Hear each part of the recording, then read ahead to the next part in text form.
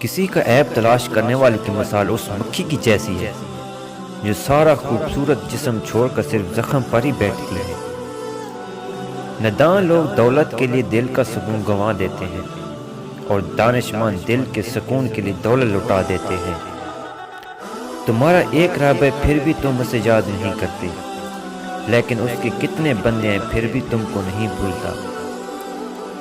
رزق کے پیچھے اپنا ایمان خراب مت کرو، کیونکہ رزق انسان کو ایسے تلاش کرتا ہے جیسے مرنے والے کو موت۔ اگر انسان کو تکبر کے بارے میں اللہ تعالیٰ کی ناراضگی اور سزا کا علم ہو جائے تو بندہ صرف فقیروں اور غریبوں سے ملے اور مٹی پہ بیٹھا کرے۔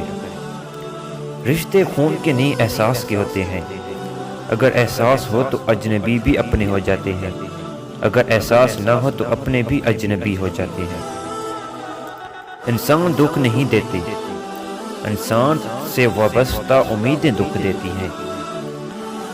اختیار، طاقت اور دولت ملنے پہ لوگ بدلتے نہیں بلکہ بے نقاب ہو جاتے ہیں۔